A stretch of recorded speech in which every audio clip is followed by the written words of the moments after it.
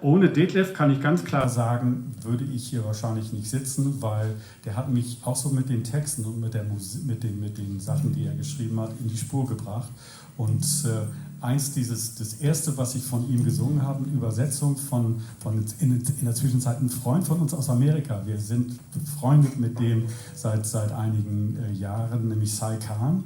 Da hat er mir diesen Text, Detlef mir diesen Text ins Plattdeutsche übersetzt und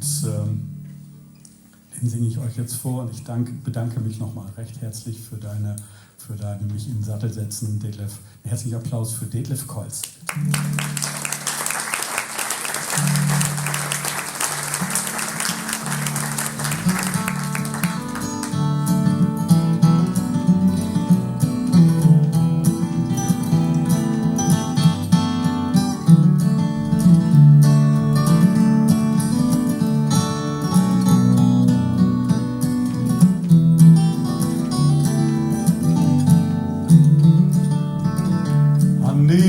Von die Stadt, wie die Hüsachten wie steigt ein Schornstein so hoch, da liegt die gute Fabrik. Man kein Rückstiel da hoch, da ist das Lot nix mehr los. Die Maschinen bin recht und da gibt gar kein Trost. Und nicht viel ist zu hören, laut das Susen von Wind, ob sie möchte die Stadt, weif und spinn, weif und spinn.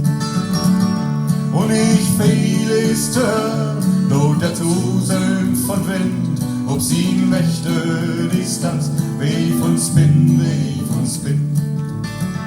Keine Kinder zu sein, ob die denn nie gestraut, die Maschinen bin recht, das ist die für die Slav.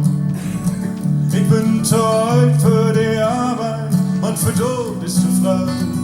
Und ich weiß nicht, was nur für mich selbst und für sein. Dem nicht viel ist zu hören, nur dazu sind von Wind, ob sie möchte die Stadt, weif und spinn, weif und spinn. Und nicht viel ist da, laut dazu sind von Wind, ob sie möchte die Stadt, weif und spinn, weif und spinn.